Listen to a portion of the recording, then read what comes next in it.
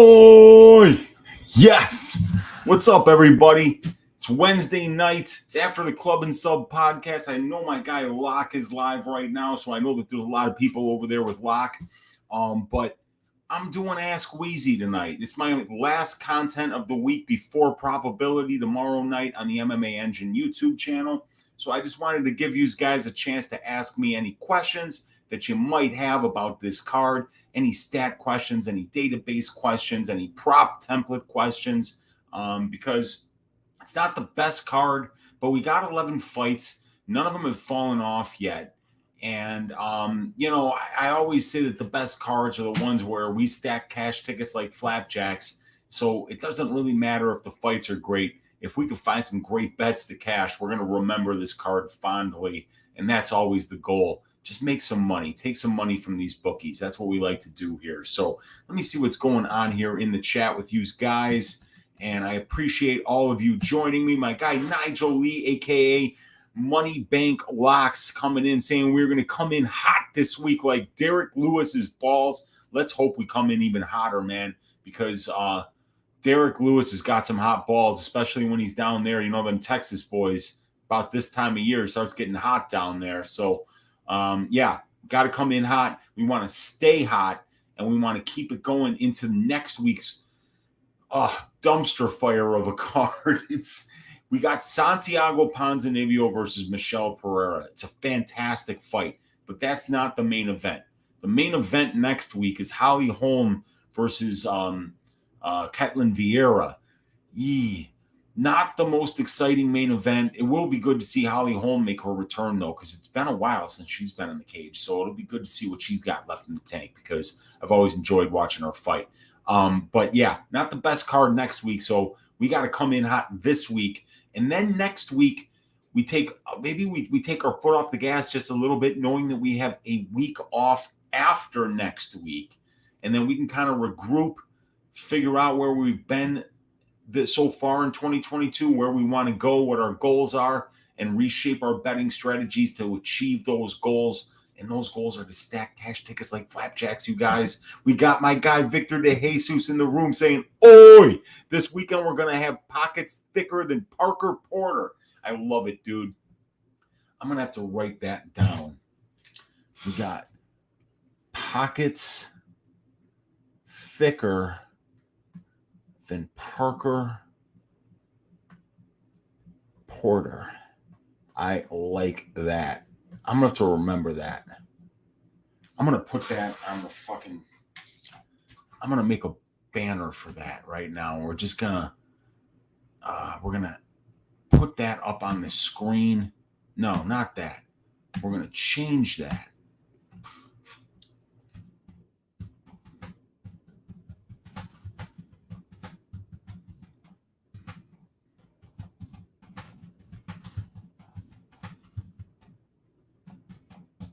Let's go. All right. That's what we're aiming for, you guys. Fat pockets. Pockets that are so fat with bookies' money that we can barely even wear pants that fit anymore. It's going to be fantastic. Let's get it. Good to have you in here, Victor. Thank you, my man. And let's see. We've got Nigel Lee saying, "And Parker Porter going to have our pockets fat." I don't know. Dude, I'll tell you something. If Parker Porter beats Jailton Almeida next week, it's going to be a big cash, dude, because I think he's already plus 400 and Jailton is minus 600 right now. That dude is crazy. I'm a huge Jailton Almeida fan, and I like Parker Porter too, but we're going to have to see how much bigger Parker is than him. But, man, Jailton is just scary on the ground, man. And I do personally approve of all these comments. We got Nigel Lee saying, "And Uncle Weezy we trust." And Victor saying, hashtag Weezy 2024. We got my guy Lou Betya in the room saying, "My official question for Weezy is Michael Johnson versus Alan Patrick the best candidate for a yam bag shot since we started this project?" It's got to be up there. Because Patrick, is very explosive with his motions. We could see eye pokes there. We could see, definitely see yam bag shots, fence grabs. It's live, it's live for a point deduction. So that might be one of the only ways I play this fight. The other way I would say is to play the draw, because what I usually do when I play a draw is I say, I think this fight probably goes to decision, and I don't think either one of these guys is good enough to win it. And this fight is the perfect example of that. So that's the only way that my money will be touching the Alan Patrick Michael Johnson fight, is with a point deduction bet or a draw bet. Thanks for hanging out, Lou. Good to see you in here, brother. The head engineer of MMA Engine, coming soon, my friends. Jesse saying, oi, let's make these bookies pay this weekend. Yeah, let's do it, man. Let's get it, dude. And Nigel saying, anyone betting on Patrick or Johnson, either side, you deserve to lose all your money. Yeah, I agree. I tend to agree. I mean, don't come crying to your Uncle Weezy if you thought the split decision between these two bums went the wrong way and you got a losing ticket in your hand. You lost the second that you bet on the fight. I got my Paloma here, you guys. I've been way too hard on both of these guys this week. I have to apologize to both of them. I'm sure it'll be a good fight. Sometimes I feel like I have to make the point, and in order to do it, I have to be a little bit bombastic, if you will. But I don't think we should be betting this fight, man. You know, Michael Johnson fights are crazy. Look at his wins. He's got a win over Dustin Poirier. He's got a win over El Kukui, Tony Ferguson. You know, he's got a win over, I think, Gleison Tebow, if I'm not mistaken. I mean, he's been around. He's got really good wins, but he's one of these guys that, like, when you expect him to do really well, he finds a way to lose. So, man, I'm not touching this fight. And then Alan Patrick, at least Alan Patrick took the veteran's way out and got a check for faking an eye poke, because he had no chance of winning that fight against Mason Jones. And even Alan Patrick knew that, because he didn't even show up for the rematch. So, yeah, not touching that fight. And Lou says that's why you bet for a ball shot or a DQ. Exactly. And Chris, for the love MMA, saying, oi, much respect as always. And got test results back today. Hashtag no vid. Yes. We got to love that, dude. Ring a ding ding. No COVID for Chris. Got to love hearing that. Best prop bet for the week. Okay, best prop bet for the week. Let's have a little look-see. Let me share my screen with you guys so you don't have to see my big-ass head on the whole screen here. So I will share. I've got my prop templates up. I've got my stats up, you know. But here is the betting lines for this week. So Kudalaba Span. One bet that I do have this week, Chris, is the Rakic round 4, 5, or by decision at plus 145 on FanDuel. That's a good bet. I feel like Rakic probably isn't going to finish him, but he's a very good minute winner, and he has been for his entire UFC career. So, but, you know, he's been taking his time, and he's a very cerebral fighter. So I don't know, you know, I mean, I could see him getting an early finish here. I could also see Jan Blachowicz catching him with a big counter right and putting him to sleep. You know, I mean, it's a fight at the end of the day. But that's my only bet that I have thus far, besides a stab I took on Petrosky at big time plus money, just because I think that fight's closer than the line indicates. Here's a couple of props that I do like. Tatsuro Taira at minus 240 is a bet that I would not be making. However, I do like Taira to win by decision. And Taira by decision is better than plus 200 on a lot of sites right now. Plus 225 on Bet Online, plus 215 on DraftKings. Candelario's never been finished. And Taira does his best work when he gets takedowns and gets to his opponent's backs. And Candelario's given up his back in just about every fight that I've ever seen him in. And he's got really bad takedown defense. So even though I'm worried Taira might have a bit of an adrenaline dump, or may not look his best, I do think that the combination of Candelario's bad takedown defense and Taira's ability to be position over submission when he grapples and using that style to win minutes in this particular fight, I like Taira by decision at better than plus 200. I think is an absolute steal for a guy who's, you know, minus 240 on the money line, and his opponent has never been finished, and it's going to be the best opponent that he's ever faced. So I think that's an excellent prop bet this week, Chris. And another one I'm looking at is actually Jake Hadley, who's sitting at minus 220 on the money line right now. But Hadley by decision is about plus 150. I think that's a solid bet this week because Hadley's the better wrestler here. So, and Nascimento is a guy who's happy to play guard off his back. He's very dangerous. I think Nascimento is the better striker. But I think if Hadley wins this fight, he's going to do it like he won the Luke Shanks fight in order to win the Cage Warriors championship. He's going to take this guy down and win a ton of minutes on the ground, stay safe from the submissions, use a little ground and pound, and win minutes and bank rounds. So that's another one that I like. But we'll probably talk about some others as we go on. Thanks for hanging out, Chris. And we got Mushroom here in the room saying, good evening to the most unklest uncle of all uncles. Hope you are well. Oh, hey, what's up, Mushroom? Good to have you in here. We got Kim V in here saying, all right, who's buying me some coffee? Spending my birthday evening here with you, Uncle Weezy. Happy birthday to you, Kim V. Ring a ding ding. Happy birthday. I'd sing, but my voice is more of a talking voice than it is a singing voice, and you'll just have to take my word for that. But happy birthday to you. If you have any questions you want to ask about stats on this particular card, just let me know, Kim. I am here at your disposal, and everybody else who's hanging out with us here tonight. As always, we got Nigel Lee in the room saying, question one, why do the judges hate Angela Hill so much? I always bet against her because they never give her the nod. Yeah, that's definitely true. They don't like her. And, you know, sometimes it's just how it goes. Masvidal had a really tough run with the judges for a while. You know, there's a lot of people that when you fight close fights, you know, the problem is that, you know, a lot of times you wind up here with the judges and you're at their disposal. And it's scary. It's scary when you let the judges do the work. But, you know, at the UFC level, it's not good enough to tell the fighters when they're getting bad judging over and over again to, oh, don't let it go to the judges. Well, then you go out there and finish this opponent. What, I'm not good enough to do it?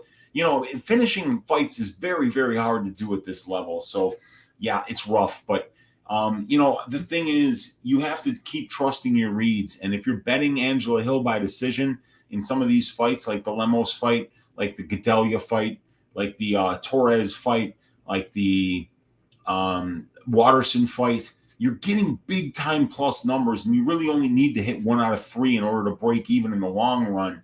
But man, it gets frustrating when you're this close every time and you just keep missing that nod. It's rough. But, you know, that's how it goes. That's the sport that this is.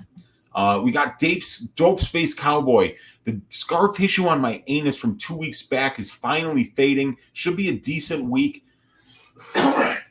Yeah, you know, sometimes it just takes time to heal, Dope Space Cowboy. Let's get it back this week. Let's find some angles, man. Lou liked that comment. And Mushroom saying, 2-part question, indica or sativa, and favorite strain. Okay. The first question is yes. Favorite strain, man, one of my favorites from back in the day was cherry pie. Used to get this cherry pie that was absolutely out of this world. Right now, I had something called limoncello recently, which was a sativa, which was very functional during the day, tasted like lemon. It was absolutely gorgeous, big buds, dense, fantastic stuff, that limoncello. And then my favorite one to knock me out at night is GMO cookies, or the garlic cookies. It's stanky, it's just heavy, and it makes you sleep like an absolute baby. So that's it. I mean, I you know, indicas, sativas, I love them both. Mushroom. Papa Chuck saying, let's fuck up these bookies this week. Let's go, Papa Chuck. Let's get it, man. And we got Lou Betya saying the draw whisperer and the yam bag whisperer have spoken. Let's go. And we got my guy F. Carrillo in the room saying, onk. And Victor De Jesus saying, I'm a max bet on the fact that I will not bet the Johnson-Patrick fight. Best max bet I have heard this week, Victor. I am right there with you, brother. And my guy, F. Carrillo, ring a ding ding, supporting the show, supporting his Uncle Weezy, supporting Pub Sports Radio, supporting the MMA engine. This guy is just an absolute patron of the work that we do here on YouTube, and we love this man. Jesus loves you, Frank. Thank you so much, man, for the donation. We really appreciate it here. And I know you got a question a little bit lower that I'm going to answer for you. And Aiden Alba is saying, what did you think of Tony first round? I thought he looked great and almost thought he was his vintage self until that KO. Yeah, I was really surprised. He looked good. It looked like the time off that he took was very necessary, and it helped him get back to an older version of himself. And that kick that Chandler landed would have knocked out anybody, I think, in any division. So, it's hard to read too much into that fight because, like that would have knocked out a brown bear. So I don't know, if Tony is, if he look that good again in the first round of his next fight against whoever they might have for him next time. I'm just one of the biggest Tony Ferguson fans of all time, and I was really, man, I was rooting for him. But boy, what an absolutely stunning finish by Michael Chandler in that fight. That was ridiculous. He's gonna need, after that knockout, man, he's gonna need at least 6 to 9 months off, and then he really needs to think about what he wants to do going forward. But man, I thought he looked great in that first round. Dope Space Cowboy saying, I got Rakic by decision at plus 175.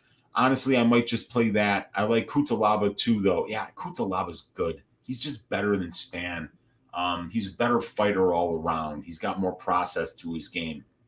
I've got Rakic by decision, 4-5 decision at plus 145. And then right when I bet it, it went to plus 155. Excuse me. So I wasn't happy about that. I could have got a better price, but oh well. My guy, Rojan Yi saying, I got Candelario. Yeah, that's big plus money there on Candelario. And right now, plus 205 on Bet Online, plus 210 on FanDuel. Those are good numbers for a guy who is in some close fights. And when he gets on top, his ground and pound is really good. His boxing's good. Pretty solid gas tank. He faded a little bit at the end of the Altamirano fight, but he started really strong in that one as well. So, and Tyra, it's his first time fighting outside of Japan. Kid's only 22 years old, UFC debut. So definitely something that I don't hate that plus money on Candelario. I think at 33% implied probability, it's a good bet. We got Victor saying, losing my mouse here. All right. I got a 2-leg parlay of Tyra by decision and Chookagian by decision. I like that parlay plus 705. That gets the bam, Uncle Weezy stamp of approval there, Victor. I like that one a lot. Okay, and F. Carrillo with another donation. Ring a ding ding, my man. Thank you so much. Saying I need a 5-fighter parlay. Pick only fighters, Unc. Heading to Louisiana for a client meeting in Louisiana and able to drop a bet on my Caesars app. So it's got to be just fighter money lines is what you're telling me. So let's do, and we will not be betting the Patrick Johnson money line. Okay, so only fighters. My God. Okay, Kudalaba, Davy Grant, Caitlin Chookagian, Manuel Torres, and do I just coward out and give you Maximov? Okay. If you're gonna let me take the coward's way out, Carrillo, I'm gonna take Maximov, even though I have a small bet on his opponent Petrosky, just because I thought +3, or I got him at like plus 285. I didn't think it was gonna go any further than that. And then it went all the way up to like plus 375. So I was way wrong. But if you don't want to go with that, I will give you I want to say the Rakic money line, but yeah, let's the Rakic money line. So Rakic, Kudalaba, Grant, Chookagian, and then either, oh, I'm sorry. I was going to say Here, it's Kudalaba, Grant, Chukagian, Torres, and then you make the fifth fighter either Maximov or Rakic. That's what we're going with. 5 money lines, my 5 favorite picks of the week, including Uncle Weezy's ass shaving of the week, which is, of course, my guy. My God, it was hard to do this. El Loco Torres, a guy that I had seen such little tape of, but I'm really worried about Frank Camacho's ability to fit into this new UFC with his current skill set the way it is. I just haven't seen him do anything particularly well in the cage other than be really tough and really entertaining. Geez, I just don't. I think this guy Torres is going to submit him or piece him up. And I don't like where his chin's at right now after getting starched. Really, the head kick by Jeff Neal was just disgusting. I'm almost glad that he's been away from the cage for 2 years because at least it's given him some time to heal. But he's gotten into a bad car accident, which caused him to miss the Frivola fight. And then he got COVID. So it's hard to know where he's at. And there's a lot of miles on those Frank Camacho tires. And this kid Torres is brand new. He's been getting people out of there in the first round. So it's a very, very risky ass shaving of the week that I chose this week. But it's speaking to the read that I have on where Frank Camacho is as a mixed martial artist right now. So that is the parlay that I got for you, Carrillo. You are the man. Thank you so much for supporting the show. I really appreciate it. Jesse saying, and my God, all the way to Louisiana, you grind it out as hard as I grind it out on YouTube. Carrillo's out there grinding it out on the oil and gas grind, man, and God bless you for doing it. Jesse saying, how do you feel about parlaying the fight goes to decision on all WMMA matches this weekend? I would not do it. I've got a funny feeling that Hill Jandiroba is finishing inside the distance. The fight doesn't go to decision at plus 175 on Bet Online right now. It's something that I'm taking a very long look at. The under 2.5 is something I'm taking a very long look at. Jandiroba by submission is extremely live. And if Jandiroba is unable to get the fight to the ground, I don't like, her striking defense is terrible. And the way that Amanda Ribas, just pieced her up for the second and third rounds was very close to getting her out of there. I think Angela Hill is a much better pure striker than Amanda Ribas. So I worry about this fight finishing in particular inside the distance. The Lee Araujo fight, I'm more confident that goes to decision. And then the Chukagian Ribas fight, I think, goes to decision as well. But, I think those two would go to decision. And then if you're looking for a third one to go to decision, Jesse, try that. I've already bet the over 2.5 in the Tyra Candelario fight. I think that one is going to see the scorecards. And Nascimento Hadley is another one that I think is going to see the scorecards because Nascimento has never been finished in his 6 career losses. And this dude's fought some really high quality opponents. And in particular, Tagiru and Bekov, and his debut was against Halian Paiva. Very good finisher in his own right. So that's another fight that I think goes to decision. And Mushroom wishing Kim V a happy birthday, and Kim saying thank you, and F Carrillo saying dropping the double dono, and that's right, a double dono from our guy, a double ring-a-ding-ding. And I'm going to be pissed off if that parlay I gave you does not hit, because especially after that double dono, man.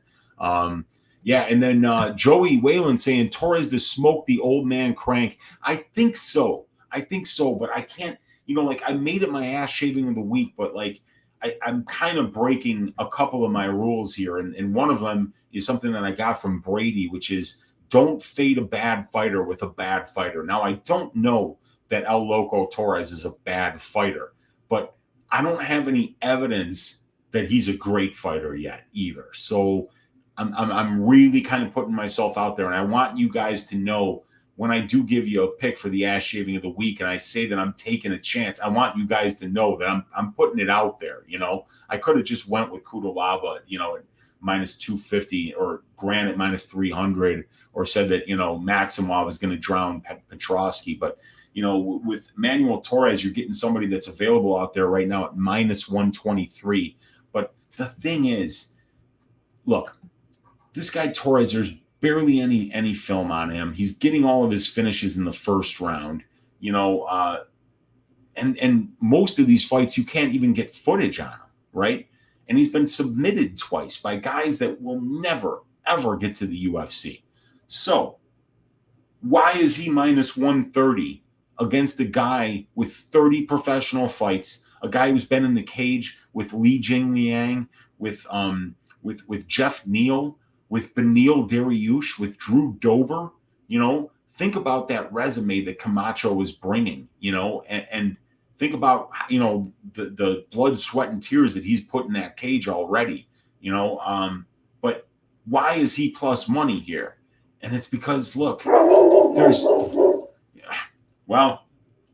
Bootsy likes Camacho, but that's not surprising because, Camacho fights the way that Bootsy lives his life, which is in your face, not caring what other people think and barking at people that deserve to be barked at. And that's Frank Camacho. So, but El Loco Torres is long. He's got really sneaky submissions, great guillotines. And I think that Frank Camacho's jiu-jitsu was just way overrated. He doesn't really win any minutes on the ground. And he's so hittable on the feet that I think there's just a ton of holes in his game. So, yeah, I hope you're right, Joey, because I'll tell you something. I'm going to be 2 out of 3 missing ass shavings of the week if Frank the Crank makes a spectacular comeback this week. So F. Carrillo saying, listen to Just a Tip tomorrow morning on my 4.5-hour drive from H-Town to Louisiana. Wow, man, 4.5 hours. That's a cruise. Yikes, dude. I mean, I thought my 3-hour drives out to Galena back in the day were long, but 4.5 is rough. But, man, that's what you do when you're doing the Lord's work. And I know that you're going to go out there and kill it, man. So take care of business. Appreciate you hanging out. And we got at Victor De Jesus, love that parlay. Great value with the most likely outcomes. Agreed. I think that's a really good parlay. It's better than plus 700 too. Knocked out a brown bear. Yeah, no, true. Come on, man. that kick was so disgusting. I can't believe his head didn't separate from his body. That was like the uppercut that Ngannou landed on Overeem. Remember, like the Rock'em Sock'em robots where his head just popped back. I mean, poor Tony Ferguson. That was absolutely perfectly placed. Papa Chuck saying, for the faces our main men made over the past several weeks, there should be a bar named Frankie and Tony's. Chicago bar, 4 a.m., fucked up. I like it, man. I like it a lot. F. Carrillo saying, sorry, redundant Louisiana in my parlay question, LOL. Long day, Unc. Yeah, no problem, dude. Don't worry about redundant Louisianas. My voice just keeps going on, so don't worry about it. Nigel Lee saying, debuting fighters that are faves are good bets. As long as they are not off WCS, that curse is real. It is. It is real. Because, you come off looking really spectacular. But the funny thing is that Torres didn't even look spectacular. I mean, he poked the guy in the eye. The guy covered up, and then he finished him while he was covered up because Herb didn't see the eye poke. I didn't see whether there was one either, but I think he did. But either way, I mean, like, it wasn't a spectacular finish. But like all these things, it's like, why is he still a favorite? I mean, it should still be Camacho favorite here. If you're just looking at like what the algorithm says about somebody with the experience of Camacho facing somebody that's got all these first round finishes, but no footage. And it reminds me of Daniel Da Silva, who's gotten waxed by Molina. And then again, by Walmart Figueiredo. In his first two fights. And like, it was the same exact situation with this guy, Torres. He's fighting on the Mexican regional scene, low-level competition. The guy that he beats on the Contender Series is solid, but he didn't really beat him. He scratched his eye and then finished him while he was covered up. So I just don't get why he actually even is a favorite here. And I think it speaks to what I saw on tape when I watched Camacho, and that's that this guy's not any good. He's just not UFC level. He's a fun fighter, but there's no area where you're like, wow, you really got to watch out for Camacho's this. Nothing. He's got bad conditioning. He's got bad striking defense. His offensive striking is okay. He's gotten like 5 takedowns, I think, in 7 fights. He's controlled his opponents less than 10% of his UFC career. And he's just been gotten the shit kicked out of him on the feet, and probably should have been finished in all of his losses. So, yeah, it's just one of these things that's kind of sticking out like a sore thumb. And I think if this guy, El Loco Torres, is any good at all, that he's going to go through Frank Camacho like a hot knife through butter. And we got Nigel Lee saying, at F. Carrillo, Andrea Lee, Grant, Chikagian, Kudalaba, and Hadley. You can thank me later for the free cash. Yeah, I like all those. That Lee Araujo fight, I think, is going to be so close. I think it's going to be so close. I think the only way to get any value out of whichever side that you're on there is you have to take them by decision so that you can get plus money. But even then, it's not much. So, yeah, I'm going to say that one is too close to call. Zach Singleton saying, "Oh, what's up, Zach? Good to see you, man." And Nick Alexander saying, "That was a sign. Take the dog." Yeah, well, I mean, if Bootsy likes Frank the Crank, all right. But I'm telling you, it's going to be El Loco Torres. But you know what? I don't know. Maybe Bootsy's going to be right. I mean, he's gotten some right before, and I admittedly, you guys, I took a chance on a guy that I don't know much about, but the guy that I do know a lot about, I don't think he's UFC level. So we're going to see if I'm right. And Nick Alexander showing the dog. Bootsy knows. You got that right. Yeah, and I do agree with you on that, Joey. Hopefully Bootsy's wrong too. Shot caller saying Walmart fig. yeah. I mean, I've heard people call him that, the bad Figueiredo, all that stuff. Victor De Jesus saying, "Hey, Weezy, how do you feel about Hadley, Chikagian, and Rakic all by decision at plus 1844? I just put a few bucks on it to win 1 unit, but I think I want to go heavier on it because those odds are juicy." 18-1 for a 3-legger, and you've got 3 favorites that just on their own are at least 60% implied probability to win. And then you're giving them all their best win probability. The only thing that worries me, man, is that quit job that Blachowicz pulled last time. I think that neck injury that he has is bad. So I don't know. Rakic might finish him. And frankly, Jan's live. Jan's most live when you think he has no chance. That's when Jan usually fights his best. So Rakic is one of my, like 5th or 6th, my 5th or 6th most confident pick. But I think Hadley should be able to win here. But this guy Nascimento is the real deal, and he's a true veteran. So yeah, this is a tough week, you guys. It's a very tough week. But yeah, I do like that. And just put a couple units down. A couple butts down to win a unit. I think. I don't think you have to go that much heavier on it, Vic. Dope Space Cowboy said the dog literally barked for the dog. That was crazy. Bootsy knows. He knows, man. He knows when to bark. Rojuan Yi says, seriously, who has Jan defended legit after winning title?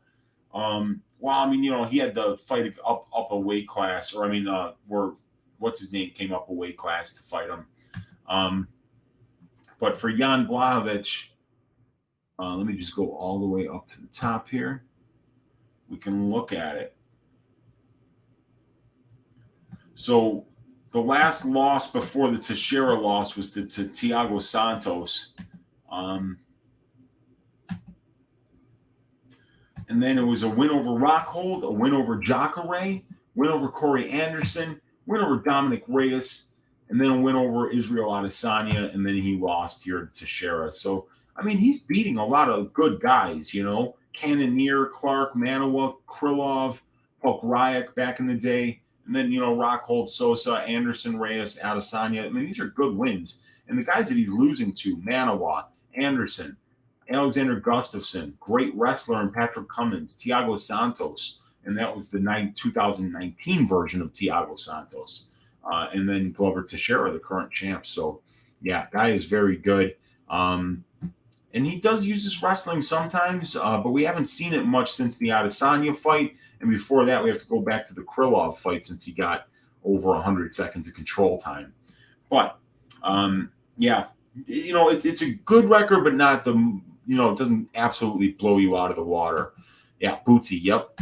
And then Nigel Lee saying, A. Lee looks like she has rounded out her game and put things together, especially her confidence. And her last 3 performances have shown it. Agreed. She's looked fantastic. Fireside said, who has Rakic? Everyone on Rakic is a massive red flag. I'm on Rakic. I've bet him 1 unit at plus 145 to win in the round 4 or 5 or by decision here. The reason I'm betting him is because I think that he's the much better minute winner.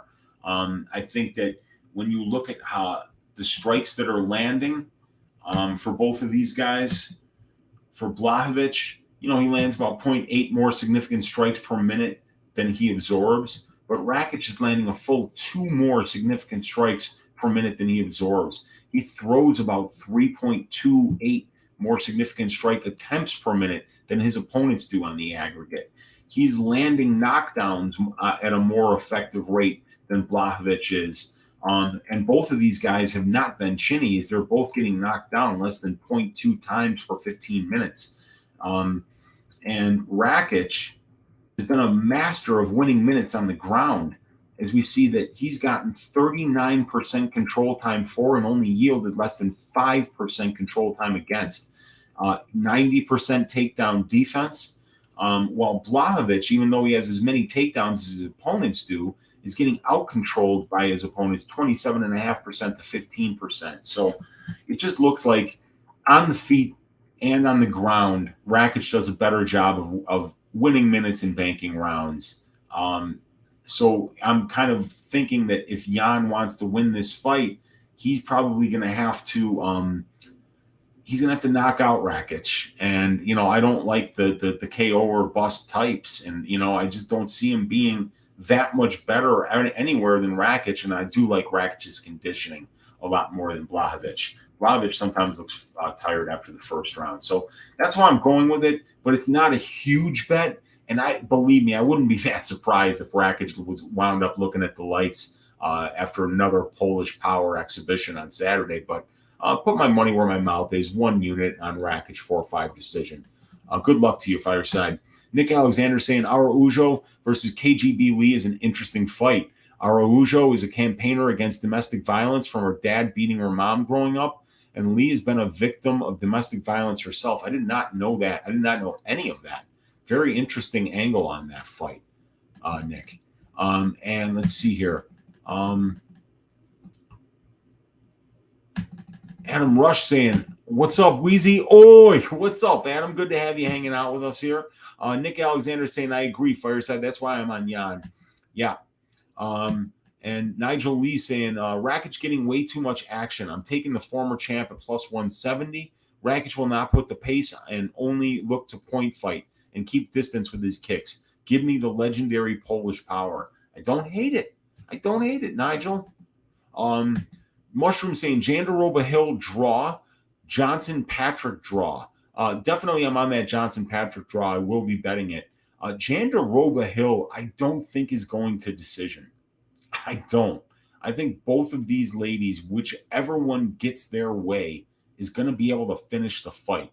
And it's not like I'm saying, it's going to finish and I'm going to bet, fight doesn't go at minus 200. I think it's plus 175 right now. So I think it's a decent angle. I could throw a half unit to win almost, almost one. So it's not too bad. It's that I suppose we could see a draw in that fight if Jandaroba got takedowns in the first 2 rounds and won with ground control, but wasn't able to get any submissions. And then she was exhausted for the third and Hill pieced her up and maybe got a 10-8. If it looked like, it wouldn't look quite like Ricky Glenn, Grant Dawson, but, something like that. But the Johnson Patrick draw, I think, is very live. Zach Singleton saying, I was thinking about just betting on the split in the Hill Jandiroba. Well, Hill's in a lot of close fights, so there's nothing wrong with that. And I wouldn't hate a split decision bet on Andrea Lee versus Araujo as well, because I think both of those ladies are really, really good. And I think it's a really good matchup. If at Mushroom and at F Carrillo fought, who'd win and how? So I think with F Carrillo, we got a Texas boy down there around H-Town, I believe, and with Mushroom, we got a Philly boy. So yikes, man, that's probably a war. It's probably a war that goes the full 3 rounds. Both of them probably donate a lot of blood. And then Sal D'Amato comes in there and breaks one of their hearts with a horseshit decision, man. Philly against Houston, I'm not getting in the way of that. I'm Switzerland over here, man, in Chicago, staying away from getting in between those two savages. No, thank you, man. No, thank you. We got Monk Maddox. What's up, Monk? My guy from the MMA Engine. Just watched his salary voodoo video. About to watch the game theory video when I put my DFS lineups together. If you guys haven't checked out Monk's channel on YouTube, check it out. And if you haven't checked out that MMA Engine YouTube channel, what are you waiting for? Get over there and subscribe. We're doing probability tomorrow night at 7:15. We're going to be showing you this baller-ass prop template that I have here for every damn fight, where we give you the betting lines, the implied probability of the betting lines, the implied probability of the betting line compared to the divisional finish rates. And then we look at the finish rates of Louis Smolka, of Davey Grant, and of them both combined in their wins, in their losses, combined wins and losses for overall and for the UFC. And then we could take a look at all this information all in one place, look at those lines and determine whether these bookies are fucking up and giving us lines that give us an opportunity to have pockets fatter than Parker Porter, you guys. So this is going to be something that you need to check out tomorrow night, 7:15 Central Time on the MMA Engine YouTube channel, Probability, with me and Brady. And my guy Monk will probably be coming on at some point too. And Lou Betya. We're doing great work over there at the Engine, so check it out there. Takedown percentage is there for Jan. Yeah, for sure, dude. Much better and much more efficient at getting the takedowns that he goes for is Jan Blachowicz in comparison to Alexander Rakic, who's only getting them at a 25% clip. So absolutely right there, Fireside. Nigel Lee saying, at Mushroom, Hill Jandiroba split decision is a great play. Split decision is Hill's specialty. You got that right. And losing them is even better, even more her specialty is, boy, the judges just don't like her. Nick Alexander saying Jan will get him down. Rakic only fought one wrestler in the UFC, hence high takedown defense. Yeah, he got taken down twice by Francimar Barroso. And other than that, he's stopped all the takedowns against him in every other fight.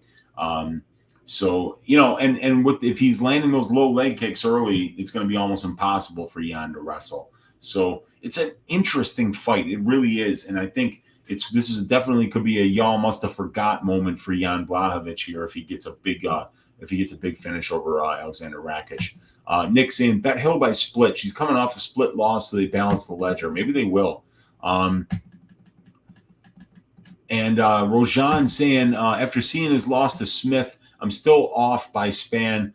What has he got still? He's got a ton of power and he's got, athletic ability, and he's huge. He's huge for the division. And if you put your neck in one of those guillotines that he has, he can absolutely finish you.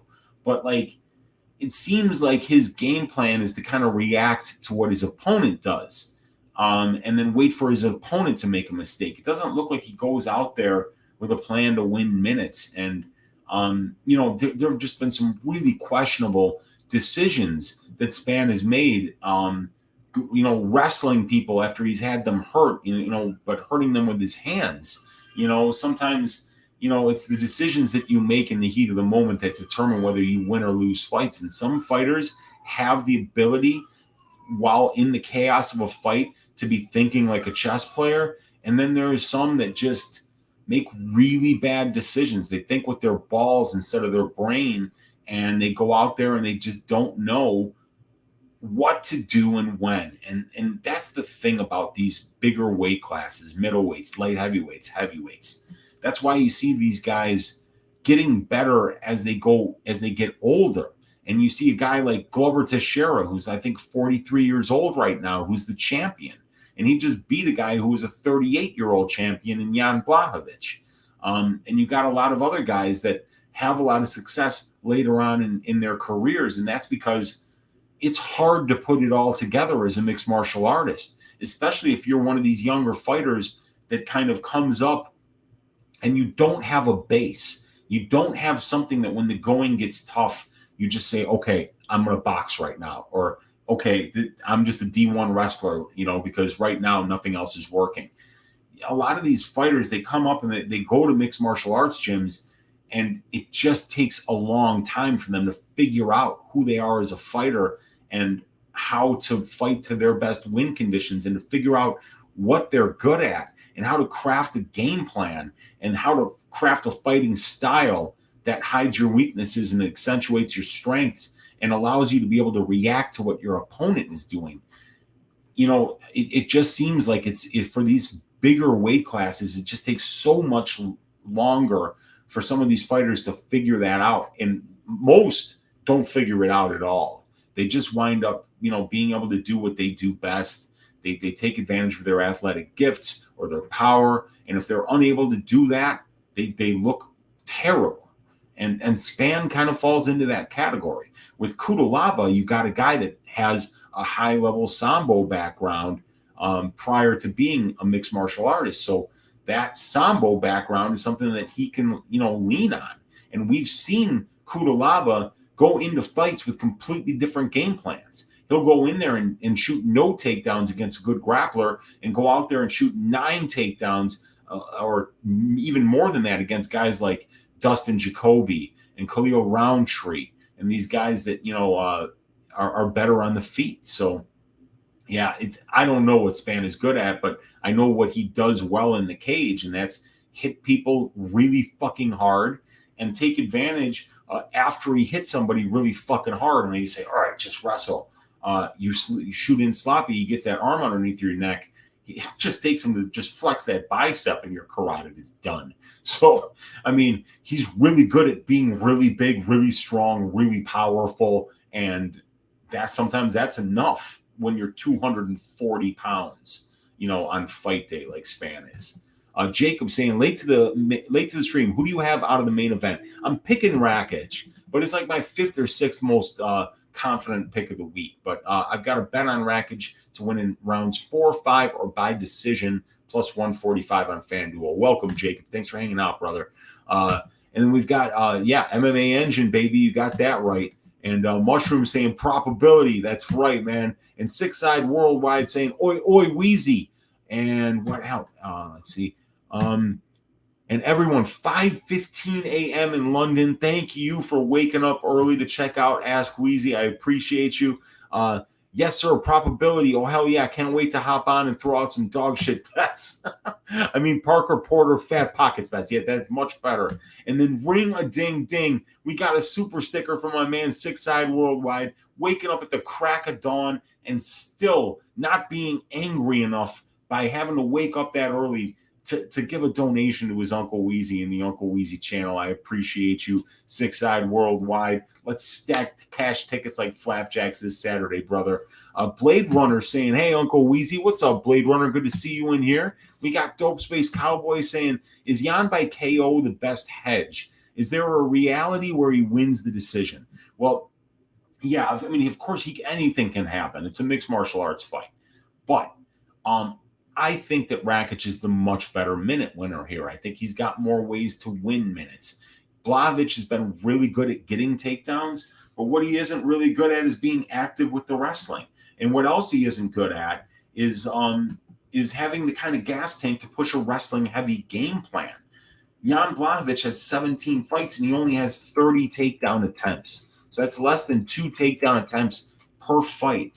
And he's getting just over 1 takedown per 15 minutes. So this is not a guy who's going to be able to go out there and get 4 to 6 takedowns and win 3 rounds with a wrestling heavy game plan, chaining together takedown attempts against a guy like Rakic, who has shown, I mean, regardless of what you think, this guy's stopped 18 out of 20 takedown attempts. And the ones that he didn't against Barroso, he got back up immediately after one of them. So this is, Jan being able to use the wrestling to win 2 or 3 rounds might be a bit of a stretch here.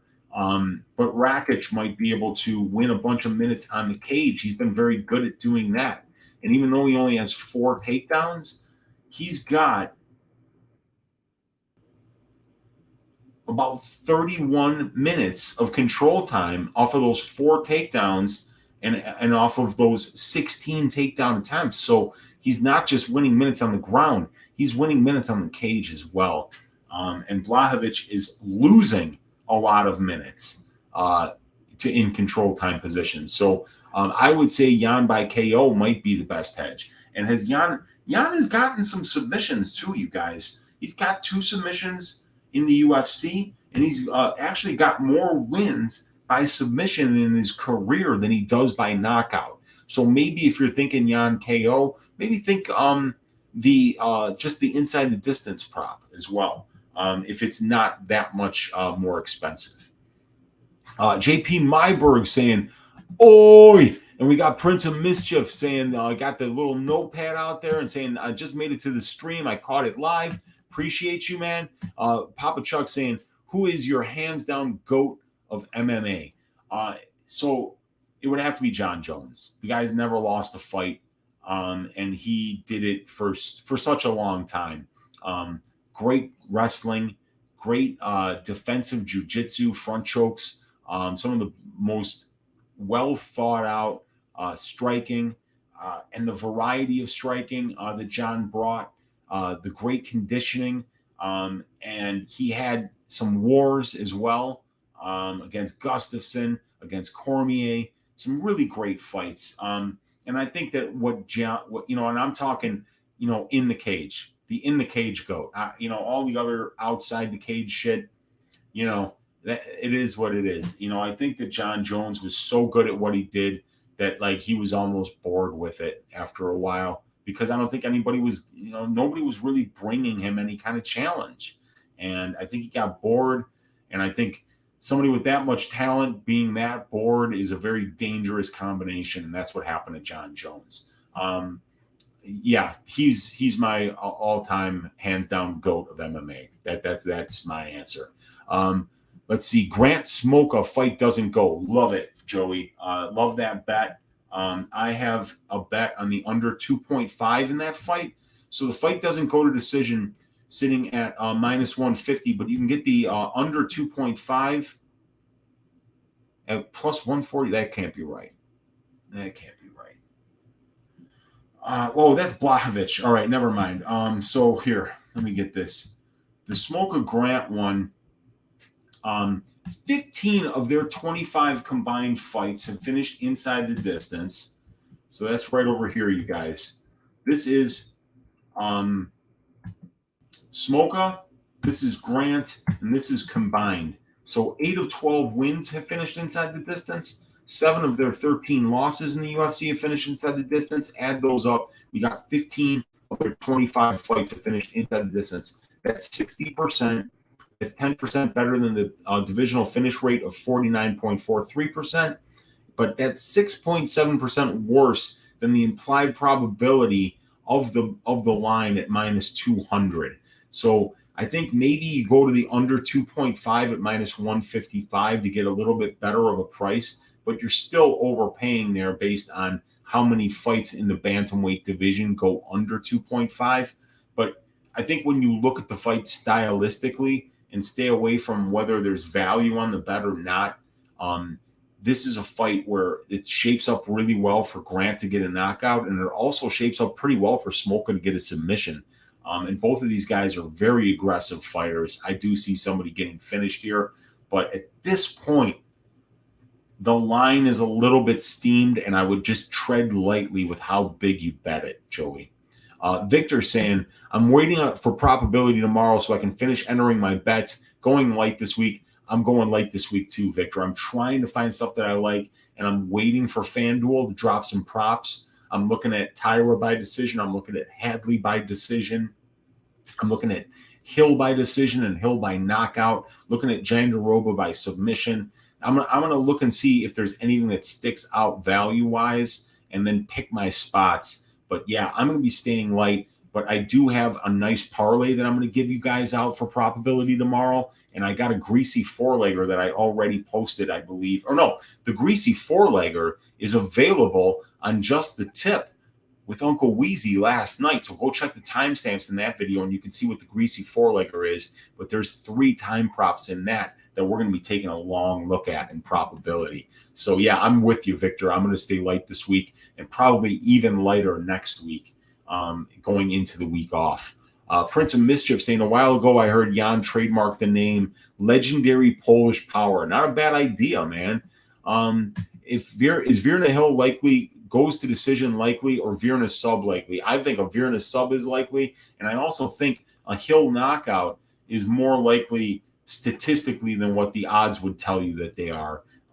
I am not going to bet fight goes to decision for Jandiroba Hill. As a matter of fact, I probably will be looking to be on the other side and betting violence in that particular fight. But I'm going to wait because I don't have to be in a rush to take it right here at plus 175. I think I might be able to get better later on in the week.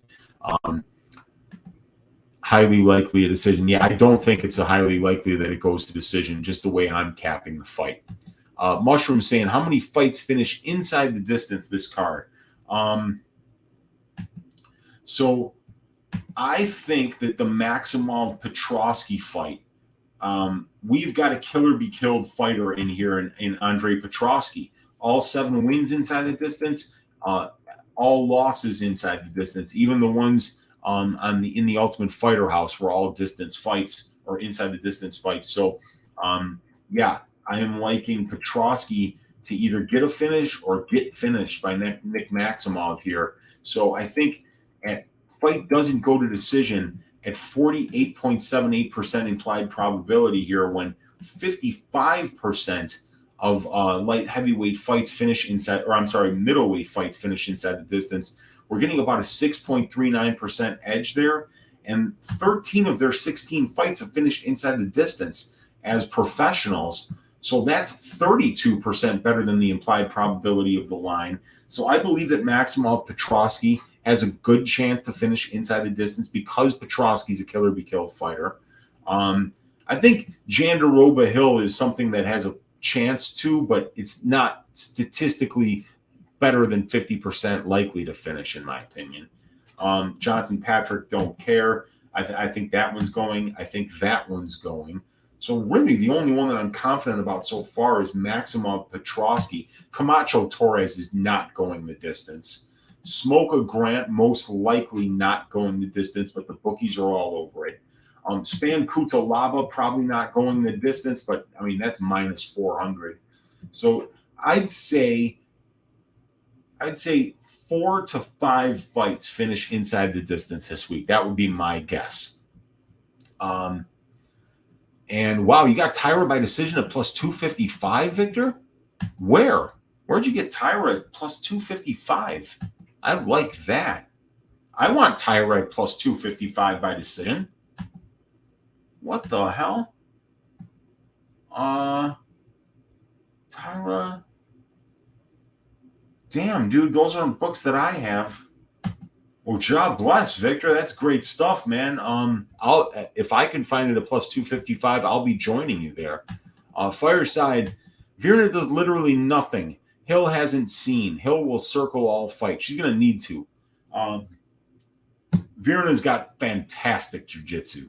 Absolutely fantastic jiu-jitsu. If this gets to the ground, Hill's going to have to really be defensively responsible, and she might not be able to get back up without, really risking getting submitted. So, yeah, but Virna's wrestling, it's okay. It's not great MMA wrestling. So she kind of goes to the same takedown over and over again. So that's why I'm leaning Hill this week. at Fireside, thank you. And we got David Dennett saying, damn, I might be late to this. Weezy, what the hell should DK do with these in-card pullouts? I don't think that there's anything that they can do, because I think you change the integrity of the game when you allow people to make switches as the fights are going on. So I just don't think that there's anything that can be done about it, because, MMA being the sport that it is, you can't ask somebody who's like literally shitting their pants a half an hour before the fight to like, oh, sorry, suck it up, go in there. You're already risking your health just by participating in the sport. So I just don't think there's anything we can do about it. I don't. I don't think it's fair to the casual players, even players like me, right?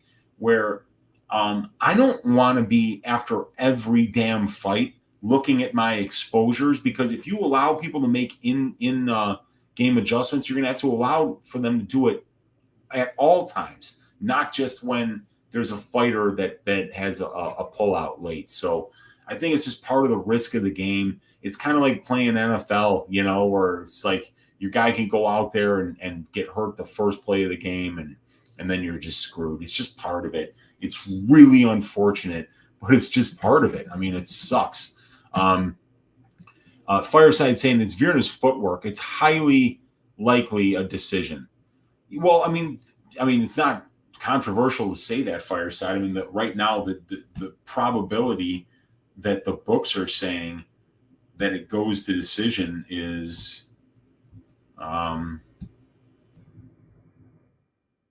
minus 215. The books are saying 68.25%. So yeah, it is likely a decision, but I'm saying that at plus 175, the implied probability of the line is 36.36%. And I think it's a little more likely than that this fight finishes inside the distance, maybe 45% of the time. But that's just me talking off the top of my head. But I believe that Virna is live for a sub in any round that she gets this fight to the ground. And I think that Hill, if Jandiroba is unsuccessful with her wrestling attacks and trying to get the fight to the ground, is going to be live for a late knockout. So that's just the way I'm capping it.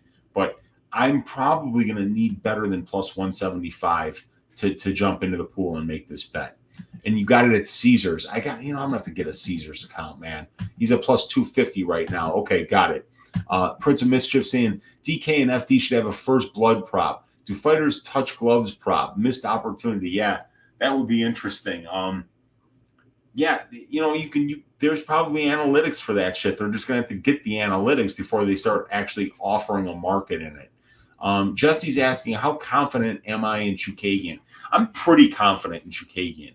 Hibas is coming up a weight class. I'm very confident in Chookagian's ability to be able to outstrike her from a distance and frustrate her, and keep the fight on the feet. Ribas has got pretty good wrestling for 115, and she's got good takedown defense, but I just don't think the striking is very close. And coming up a weight class, I think she's going to be outclassed here by Chookagian. Look at Chookagian's record. It's really good. 10 wins, 4 losses, and she fights her fight. She's the kind of fighter that you want to be betting on, because they don't – like Chookagian isn't going to come out one day just looking for Imanari rolls and trying to grapple when she's the better striker, right? So she's going to do what she needs to do in order to get that win on the scorecards. And every one of her wins has been a win on the scorecards. So what that tells us is that Caitlin is very good at winning minutes and not losing minutes. Every minute that she's in the cage, there's a process to what she's doing. She knows how to be just a little bit better than her opponent for 10 seconds at a time. And I love betting on those kind of fighters. Oftentimes, the most boring fighters in the UFC are the least boring to bet on, because you never really get bored cashing tickets. So David Dennett saying, main event, I like Jan KO round 4 at plus 2,800 and round 5 at plus 3,500, did it say? What say you, sir? Oi! KO round 4 or round 5? Have we ever seen Blachowicz get a KO that late? Let's look. So we got all the stats here. And let's see, we've got the Reyes KO. We've got the Anderson KO. We've got the Rockhold KO. We've got a loss here. We got 2 submissions here, one against Krylov and one against Devin Clark. We've got a decision. We got a knockout against Latifi, and I think that's his debut. Yeah. So we've got a second round knockout, a first round knockout, a second round knockout, second round knockout, second round knockout, first round knockout. So we've never seen Blachowicz get a finish past the second round. And as a matter of fact, in the third round against Thiago Santos, he got finished. So I don't like his ability to be able to get finishes after the first or second round because we've never seen it in a big sample size. In addition to that, have we ever seen Rakic get finished late? Now, he's never even been finished in the UFC, and Rakic has 2 career losses, and he's only been subbed. He's never been knocked out. So I think that might be dead money, but I don't like those bets. I don't like them, David, because I don't think that Jan's conditioning allows him to carry his power late in fights. So I wouldn't do that. But if that's your read on the fight, is that Rakic, because we haven't seen Rakic in a 5-round scrap yet at the UFC level, that if you think he has an adrenaline dump, that he's the one that gets tired, then have at it, man. If that's your read, trust your read. Fireside saying Chukagian seems like a parlay piece. I have her in my greasy 4-leg. I have the Chukagian money line is the 4th leg of that greasy 4-leg parlay that's out there right now for plus 987 on FanDuel. Check out Just the Tip for that parlay. And Fireside saying, but parlaying women's MMA is a big no-no. And yes, I agree with that. What's funny, Fireside, is I had a parlay that lost last week, and it was the Clayton Rodriguez money line and the Lupi Godinez money line. So it was the women's MMA that cashed beautifully for me, and it was the men's that screwed it up for me. But yeah, women's MMA is tough. It's tough. It's very unpredictable. It's very high variance. It's hard to be too confident in women's MMA. Chukagian is smart, Josh. Yeah. Victor saying, I love Ribas, but yeah, I agree this is going to be a very tough test for her. Going up a weight class, fighting the number 1 contender. Until then, my money is on Chukagian. Yeah, mine too. But there is a path because Chukagian has given up minutes on the ground, and her takedown defense is just a little bit better than 50%.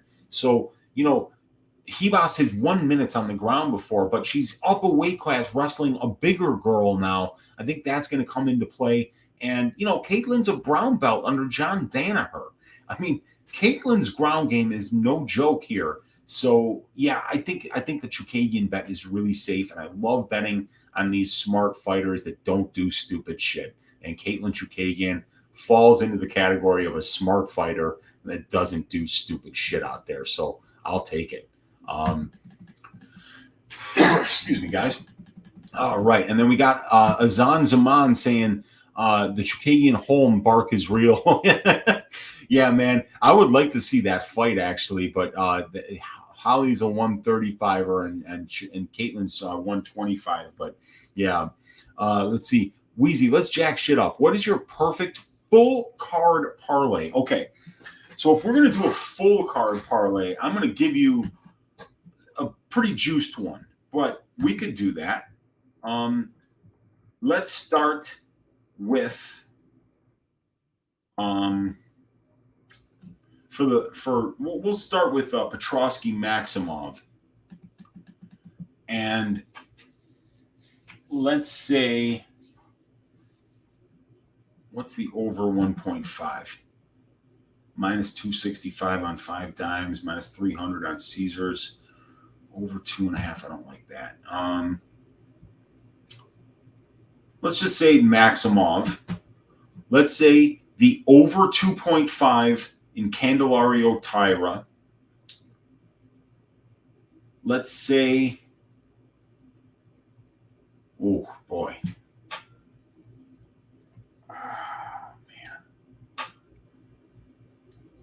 Angela Hill money line.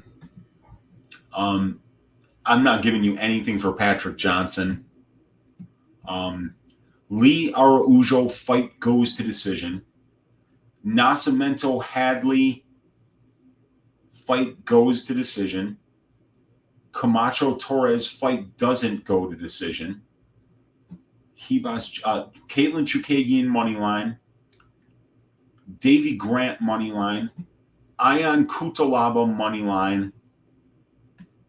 And then let's just get a nice quick over in the main event so that we can, like, the biggest over 1.5 rounds at minus 290. That'll be the last leg. That's a nice juiced parlay with every fight included except for a fight which I'm pretending doesn't exist, especially for betting and for DFS, Michael Johnson versus Alan Patrick. Street Guru saying judges love Chukagian due to the grunting with every punch thrown. Yelling can make punches that don't land in their eyes. It's part of it, I'm sure. Prince of Mischief, what are the safest parlay pieces that have a 90% more chance to hit? 3 legs. So yeah, definitely the fight doesn't go to decision.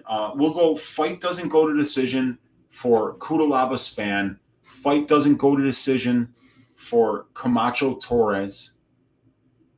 Fight goes to decision, or no, we'll say over 2.5 for Lee Araujo. That would be my safest parlay that I'd give this week.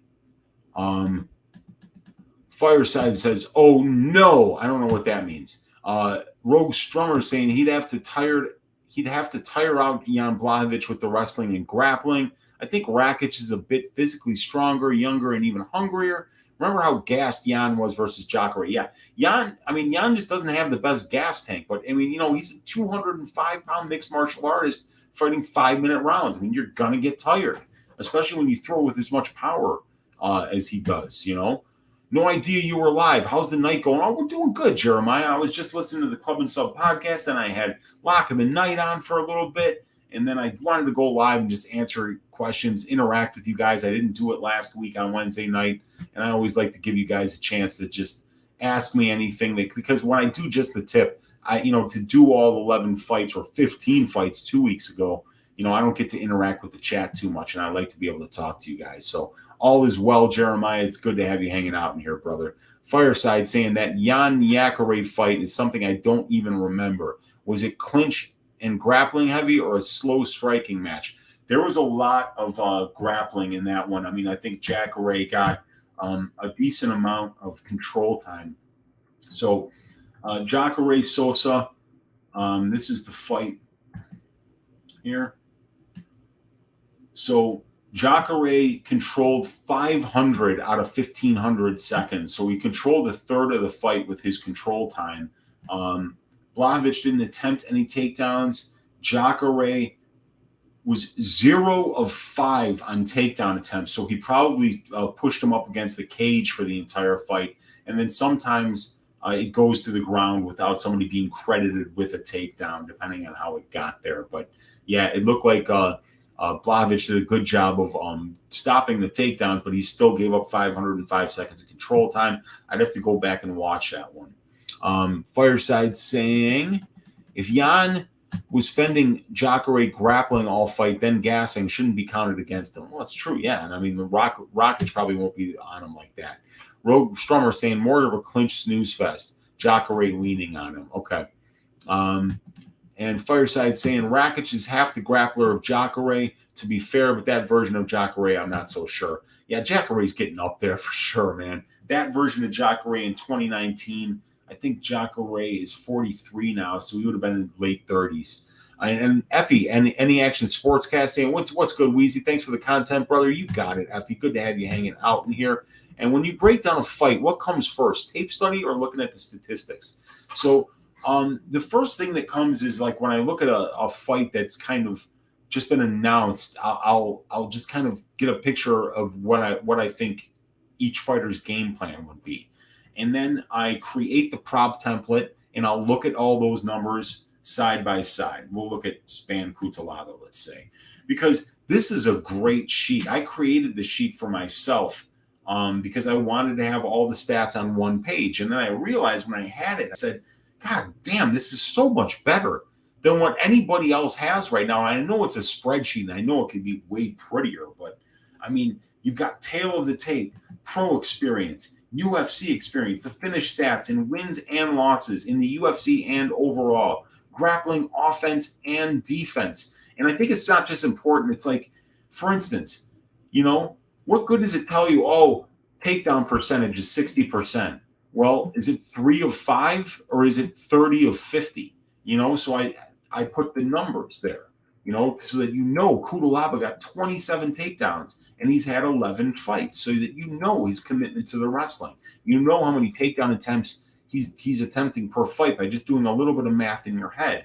So this sheet becomes a big part of it.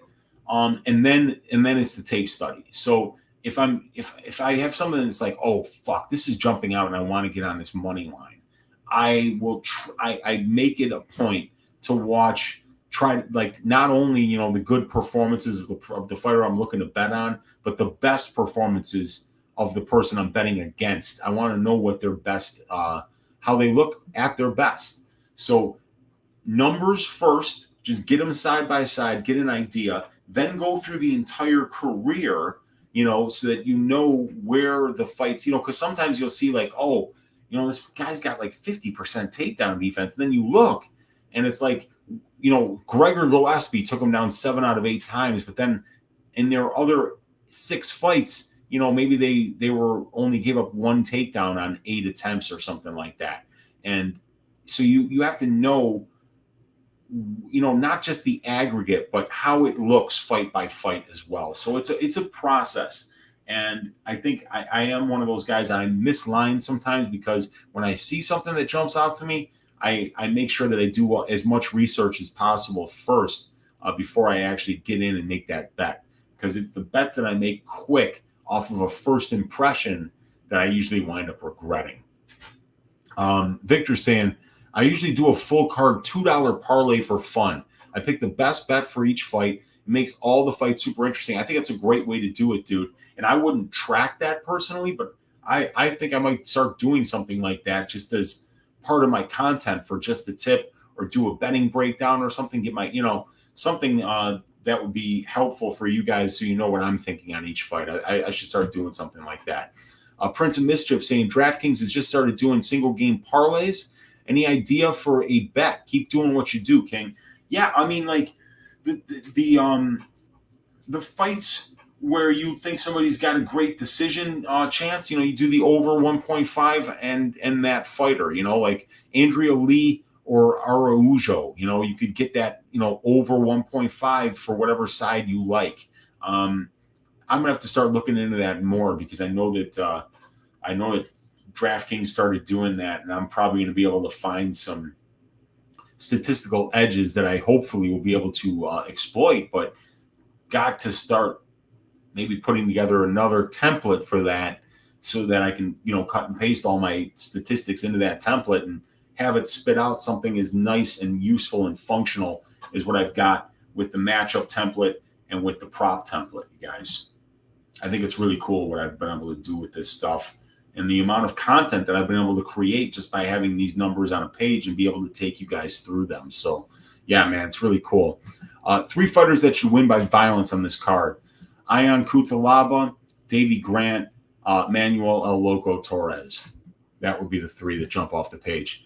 Uncle Weezy, probably the worst handicapper out there. Yeah, like one of the worst. Probably the worst, man. Thanks for hanging out. Effie saying, if you could give your younger self handicapping advice, what would it be? Mine would be don't parlay as much. Yeah, parlays are something that, like, I think you do for fun. You do with milk money. You don't track them. But if you're going to be tracking bets, oh boy, yeah, don't get emotional. Don't overtrust your reads on women's MMA. I have gotten into so much trouble getting a read on women's MMA and then just talking myself into it. And then as the week goes on, getting more and more confident about it and over betting it. Don't overbet those high variance fights like heavyweight fights. Don't fade bad fighters with bad fighters. Stay away from bad cardio. There's a lot of my own rules that I broke by picking Manuel Torres this week, you guys.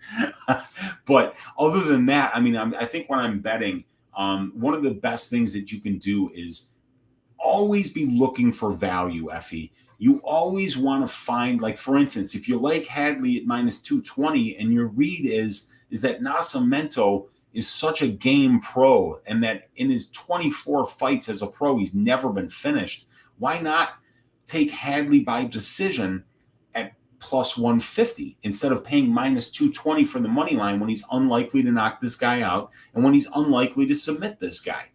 And there's two ways to look at it, right? Because the pessimist who would say that you always want to take the money line and just, get that fighter that's going to win is going to tell you, yeah, well, what happens when Hadley gets a knockout? And now you're holding that decision ticket and it didn't cash and you didn't pay up for the minus 220.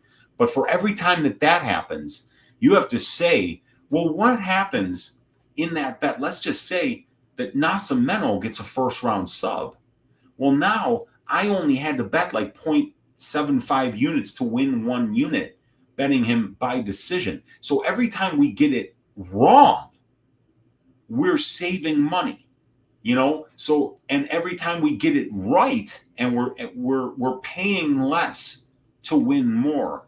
So it's not just the money you leave on the table from the bets that you don't make. It's all the ones that you cash, that you put down less money to win more. And it's all the bets where you were wrong, where you put down less money to win more. Over the long term, I really think that's a great strategy in order to be a long-term winner. What do we got next here? Papa Chuck saying parlays kill. And there's that old saying, Vegas was built on parlays. So you got to be very careful on parlays. You got to be very careful on women's MMA. You got to be very careful on low-level heavyweights. And just don't make those your big bets. Don't make those ones that the ones that you hang your hat on.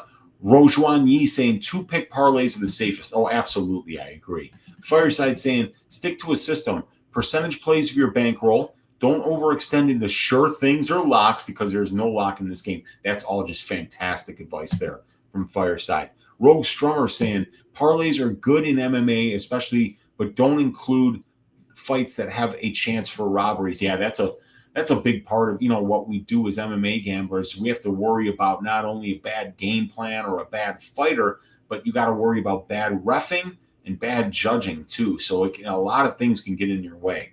Papa Chuck saying he agrees with Rojan. Effie saying, yeah, like when Francis won via decision, it happens, but it's a very unlikely outcome. Yes, it certainly is. And for every time that happens, I'm telling you, the money that you save by going after a fighter's best win condition over the long run is going to have you losing less money when you're wrong and have you winning a little more money with a little bit less investment when you're right. So I think it's the best way, that value approach and finding win conditions that are underpriced is the best way to go.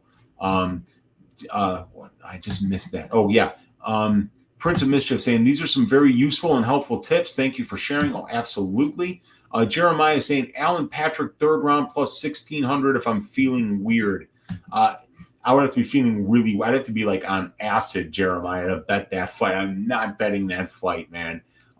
Neither one of those guys is trustworthy. I am staying away. Like my guy Lou Bet, you said, maybe a yam bag shot, maybe a draw. But other than that, no, thank you, man.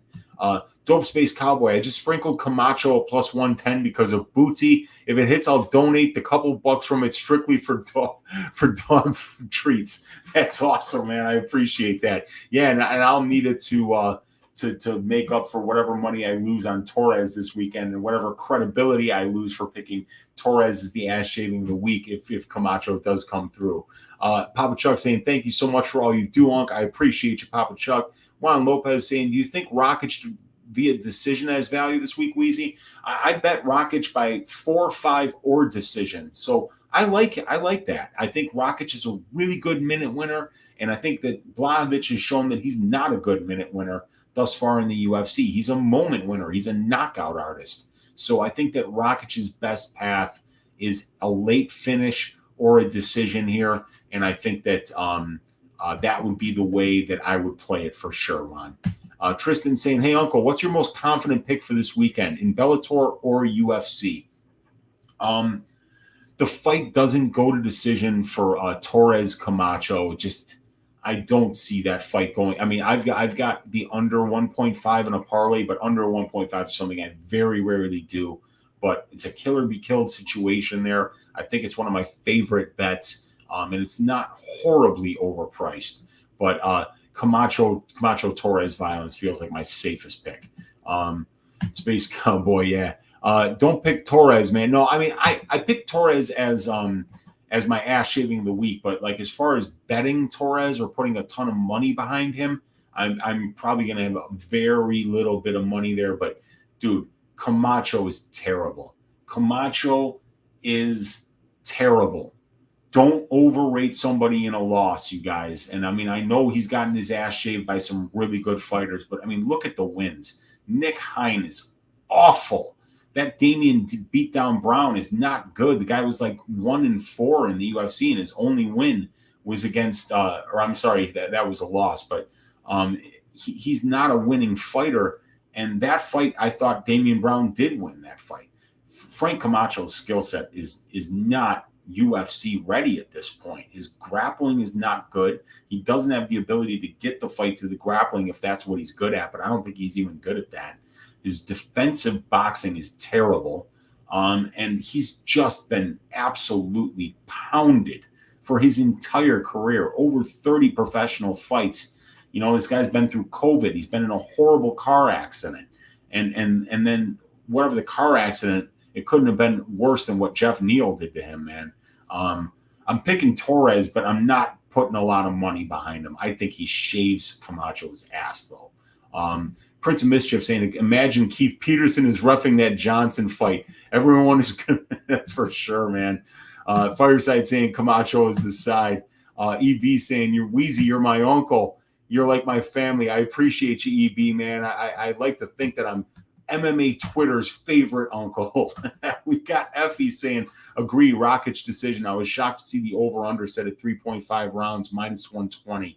Yeah, but it's that Polish power of Blachowicz, and Blachowicz doesn't have a great gas tank either. So, you know, maybe Rakic gets a finish at some point. So, yeah, it's the time props are something that I'm not running to the window for this main event. That's for sure, because, you know, Blachowicz is somebody that can absolutely starch somebody. Fireside said he's only lost to killers. That's not true. Let's go look at the regional scene footage. By the way, this guy, and look, I'm a Frank Camacho fan, okay? I am absolutely a fan. I mean, like, look, this guy should go in the UFC Hall of Fame for having exciting fights. But Justin James is not a killer, okay? And then before that, Han Sul Kim is not a killer. Yasuki Katsuya is not a killer. Kaloi Baduria is not a killer. Luigi Fioravanti actually was in the UFC. But this guy is not beating anybody either. Damian Brown is not a good win. Gun Hwan Park is not a good win. Hyung Ju Kim is not a good win. Tyrone Jones, Kengo Ura, Yasuke Miura.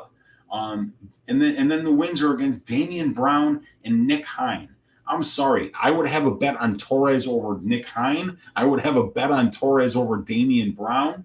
And just because he's been in the cage and gotten completely the shit kicked out of him by guys like Jeff Neal and by guys like Dariush and by guys like Li Jingliang. Li Jingliang, that fight should have been stopped. I mean, Li was destroying him. So, you know, and plus, let's not remember that Frank Camacho has never even made 155 pounds. He missed weight in the Damian Brown fight. He missed weight in the Nick Hein fight. The only two fights that he's won, he weighed in 5 pounds heavy at 160. This guy is not a 155er. His jiu-jitsu is terrible. His defense is terrible. And I'm not saying that Torres is this world beater or anything like that. I'm just saying that unless Camacho has come back and really thought about winning minutes and if his grappling is any good, how he's going to get fights into grappling exchanges, I just don't see him beating anybody that's UFC level at this point. So yeah, no, he's lost to some killers. He's also lost to some complete bums in the UFC. You're saying, yeah, for sure. Fair enough. Rogue Strummer saying Camacho is training at a new camp, Team Oyama, and has been off for 2 years. Yes. It's a close fight. Yeah, because with Torres, we don't even know what this guy looks like after round 1. So if it gets out around 1, it's going to be a fucking mess. And it's a close fight. And that's what the bookies are saying too. Lots of hands in the outcome of an MMA fight. 2 fighters, a ref, 3 judges, a doctor. I didn't even think about the doctor. That's a good point. Azan Zaman saying, how long did it take for you to create the database? That's some serious work. Dude, it took the first spreadsheet that I did was June of 2020, I believe, you guys. And I just it was about, because I was playing a lot of DraftKings MMA. I thought that the statistics that DraftKings made available to the DFS players on the website were pathetic. So I just started doing the data entry of all the fighters that would be on a card. I would just do their complete fighter histories and then figure out their work rates and figure out which guys had a better, which were more active in the cage, more likely to score points if they were to win fights, where they're going to have a better chance to be optimal. And when I started doing that, it's something that it goes quickly, actually. I mean, it took forever, but you think about how much data you're getting at each event. When there's 12 fights, that's 24 fighters that get put in your database. Next week's another 24. Next week's another 24. Before you know it, you got a couple hundred. And when you got a couple hundred, you're thinking, shit, man, I'm about a third of the way here. So you keep going. But yeah, look, this has been a work that's been in progress since June of 2020. I can even show you guys the first spreadsheet that I made. UFC June, I think. It's July. It was July 18th. The 15th one was actually just one that was like didn't have all the data. But this is the very first one that I created. It was the Gastelum versus Hermanson event. Or I'm sorry, Benavidez Figueiredo. And I would do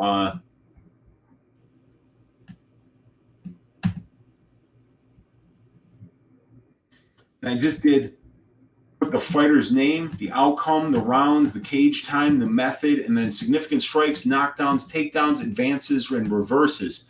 And those were, before that, this was when they scored advances and they didn't have control time stats yet and all that stuff. And then I would just, do it for and against and then add up all the stats. And then I just created the template that would do all the math on its own so that I could cut and paste these guys' histories into the templates. But yeah, man, it's been a work in progress ever since. And I'm really glad that I did it. It's brought me to the point that I'm at right now and got me to the point where I'm a content creator and I'm actually able to provide the people who watch my content with something that's a little bit different than what everybody else has. So yeah, man, it was serious work and it took hours and hours and hours of data entry, especially in the early days. Those cards, some of those things would take 2-3 days to get the fighter histories. When you get in some of these veterans in there that had 30 fights, like Donald Cerrone, it was crazy. Fireside saying Uncle MMA discussion. Yep, you got that, man. And Street Guru saying Hebas Chukagian fight goes to decision. Camacho Torres fight doesn't go to decision. Parlay comes to plus 102 on DraftKings. Me gusta también. I like that one a lot, man.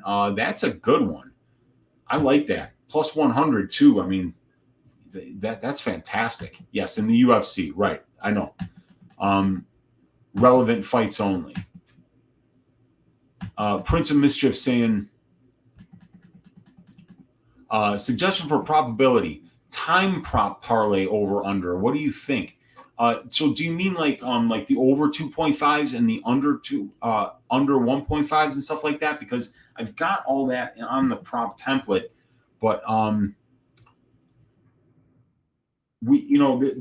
always up for any ideas that you guys have, and if it's something that you guys would find beneficial, that's why I'm doing this content, because I'm trying to help out other people like myself who are looking to make good gambling decisions on the UFC fights. So, but right now for probability, while I have the fight goes and fight doesn't go, I also do have the under 2.5 data here, for like women's 115 pounds, but for every weight class.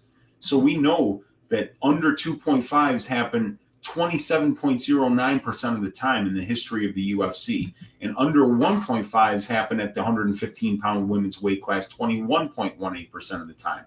And those implied probabilities there are built into this tool here with the betting lines. So when we compare the under 1.5 in this particular fight, which is plus 335, and they're saying that's a 23% implied probability. The prop template is already showing that you're overpaying by 1.81% based on the 21.18% implied probability that all women's fights go under 1.5 that percentage of the time. So it's already in there. But if you're looking for even more information, like for instance, if we were to scroll down here and then we were to do, below fight goes a decision, we could do over under 2.5 and then just do, Virna and all that stuff. That's something that I can build as well.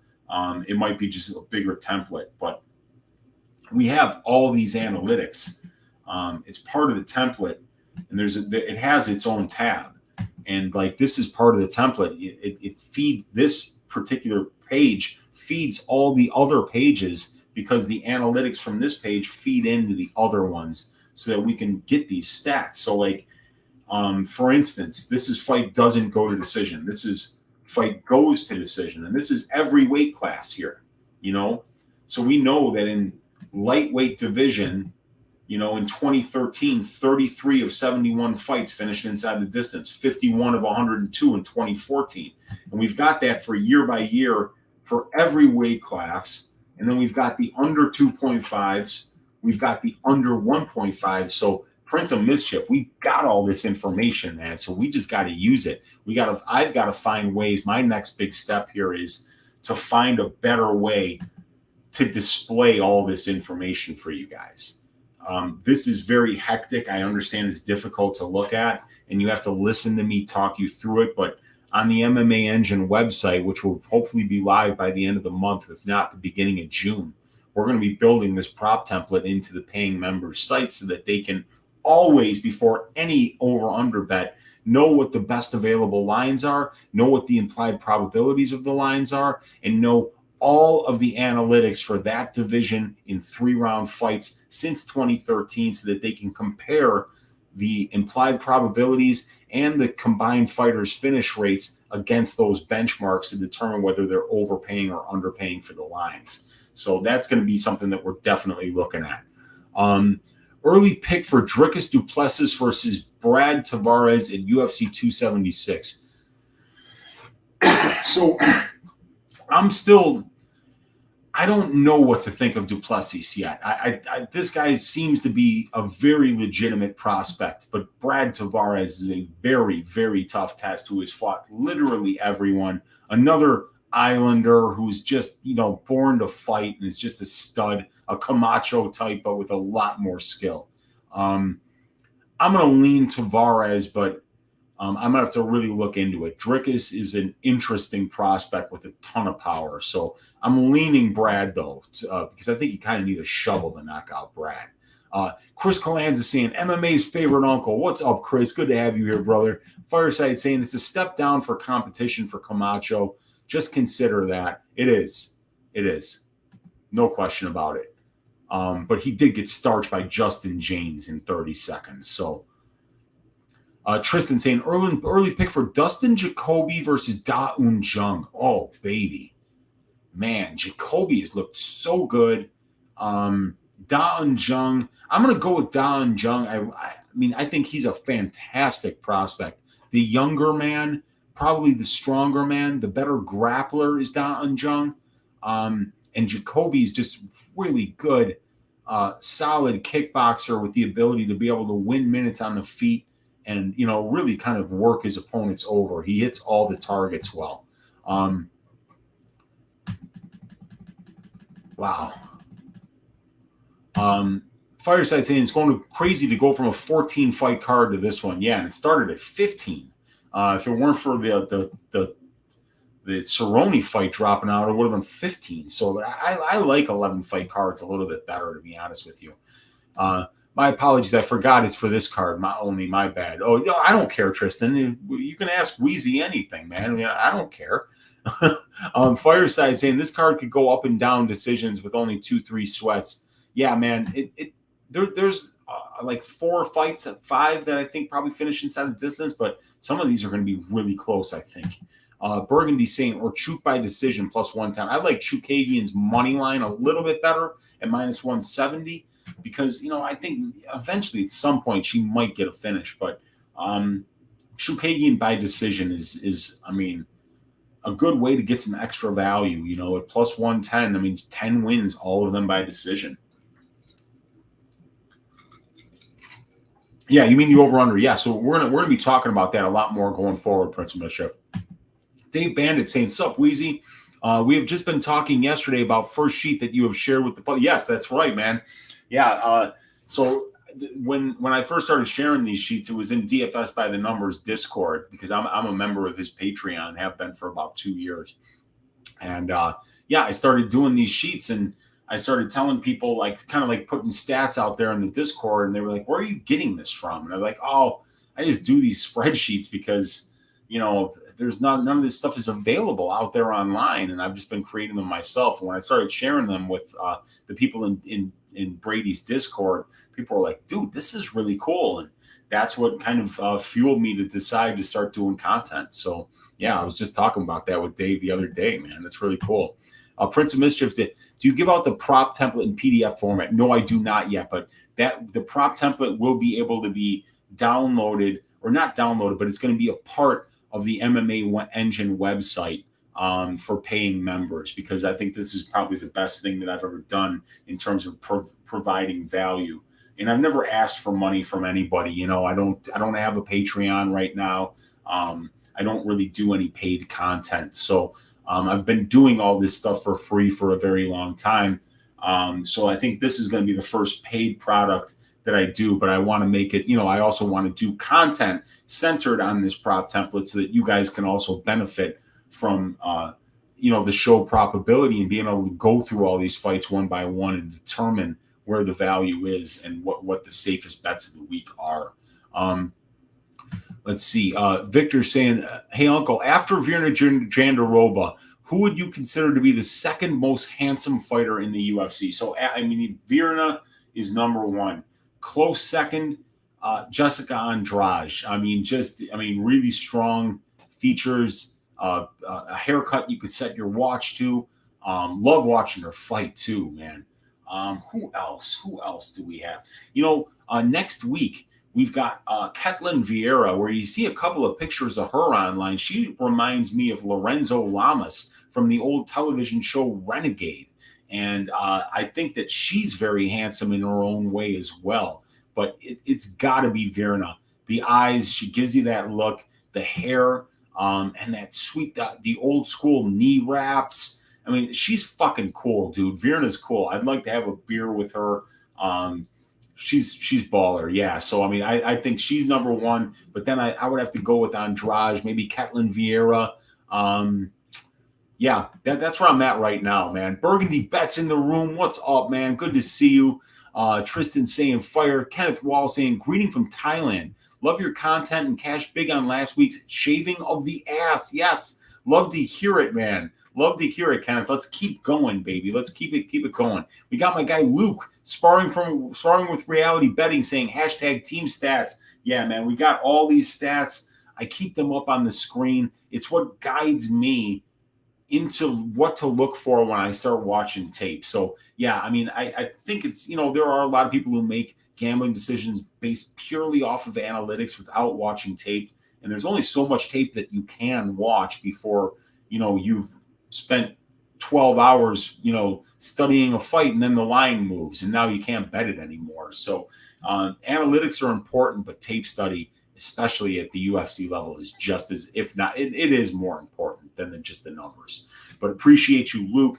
Me and Luke, we've been doing a show on Pub Sports Radio, the DFS show, that we every week, that just gives people an idea of what we're thinking DFS wise for the UFC every week. He had his last show this week. Luke's going to be moving to Vegas, and I think he's probably going to own half the city in about 3 years, man. It's going to be really cool to see what Luke's got going on next. But I just got done watching the Club and Sub podcast. It's been great working with Luke, and I'm going to continue to try to get this guy on my show or do something with him going forward, man. It's always great working with him. Prince of Mischief saying there's only one Uncle Weezy. What a treasure. I appreciate you for that, my man. JP Myberg saying 3-pick parlay. Hadley win decision.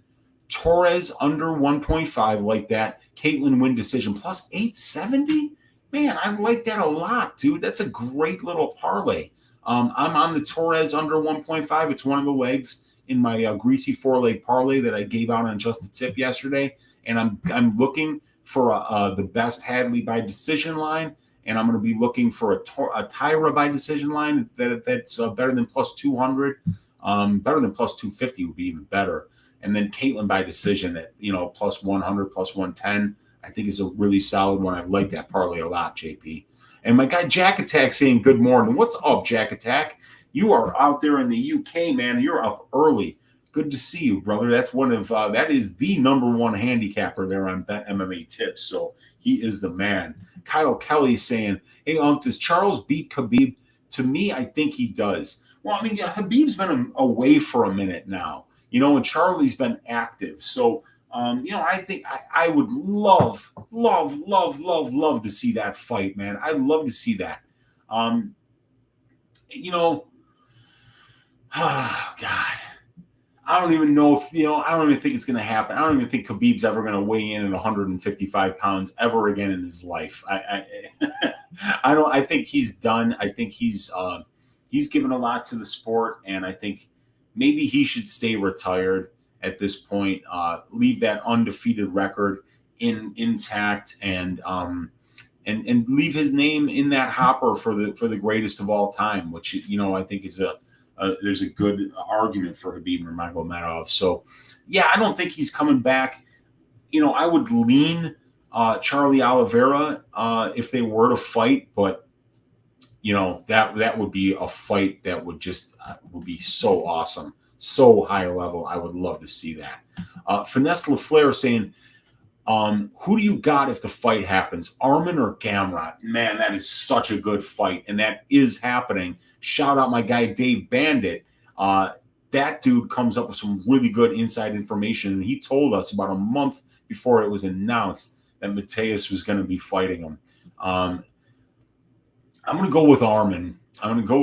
But Gamrot is very good. But I think Arman Sarukian's on a different level right now, and what he did to Joel Alvarez was absolutely impressive. I'm going to go with Arman for that one. Hang on just a sec, guys.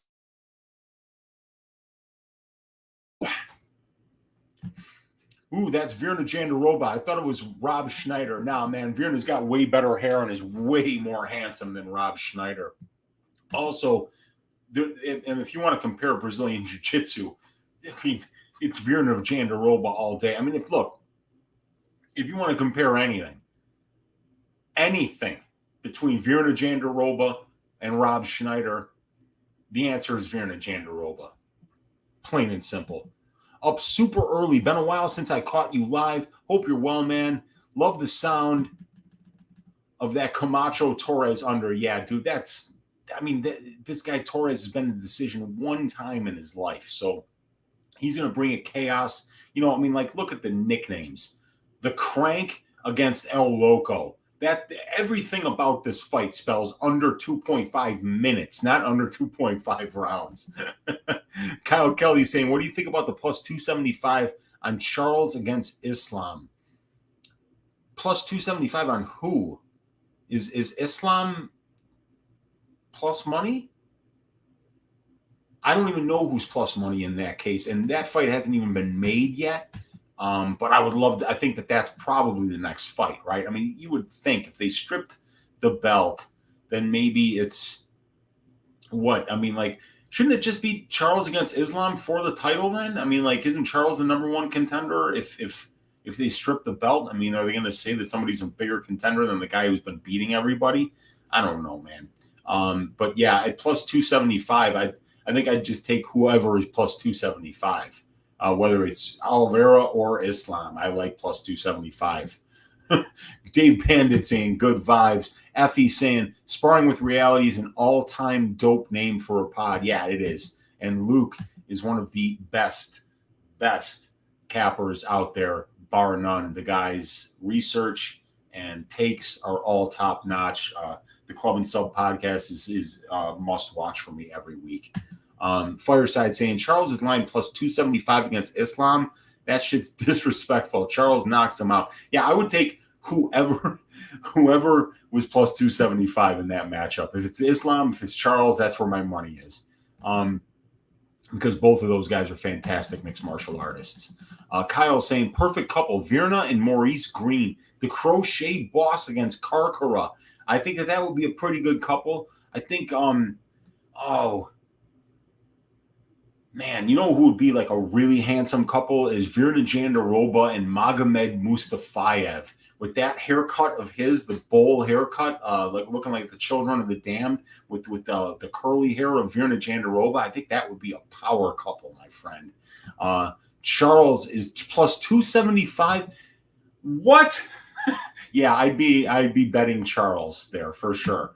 Was trying to pull some info from Blachowicz's team, but they are very busy. Promise to answer soon, so I won't trouble them for now. Cool. Well, let me know if you get any information. Prince of Mischief saying favorite snack, peanut butter straight out of the jar. Prince of Mischief, and only I only buy peanut butter where the only ingredients are peanuts and salt. That's it. And I'll sit there stoned with a spoon and the jar, watching Bob's Burgers or Rick and Morty late at night when I've done all my work and just watching some TV, man. It's the jar of peanut butter, man. Jack Attack saying, I want to see Oliveira McGregor. Not that it makes sense for McGregor, but I think Oliveira deserves the huge payday. Yeah, that would be a fun one. And yeah, I think Oliveira definitely deserves that huge payday. And it would be a good one against McGregor. And I think it would be the easiest fight that he's had in 5 years. Kyle Kelly saying, hey, Unc, I'm looking to order a good rum online. Any suggestions? Anything from the Dominican Republic is really good. That's where the best rum is. I would look for small batch stuff out of the Dominican Republic. That's the rum capital of the world from my understanding. But I'm not a rum drinker. I'm a tequila drinker and a mezcal drinker and a beer drinker. So, but yeah, look for Dominican rum. That's the shit. Fireside saying there was a corner man in Strikeforce a couple of cards ago that had the front half of his head razor shaved to his ears and the back half all party. Yeah, that's an aggressive mullet, man. I don't know how anybody does that. Oh, it was in Bellator. Okay. Yeah, Strikeforce hasn't been around for a minute. That's a fun one, man. Listen, you guys, we've been here almost 2 hours. There's 30 of you guys hanging out here. I appreciate each and every one of you. But it's 12:30 a.m. here in Chicago, so I'm going to probably be getting to bed here pretty soon. But thank you guys for hanging out. Check me out tomorrow night on the MMA Engine YouTube channel for Probability. Check me out on Saturday, 1 hour before the fights go live on DFS by the Numbers channel for Best Bet. We're going to give you the best bets for every fight on the card. I will be staying away from the Johnson-Patrick fight. Won't be giving a bet this week. Yeah, but other than that, you guys, God bless each and every one of you for hanging out on a Wednesday night with me, your host, Uncle Weezy.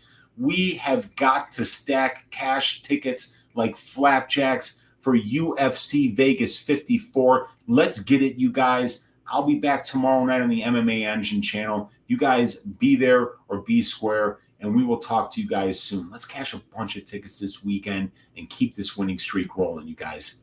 Good night.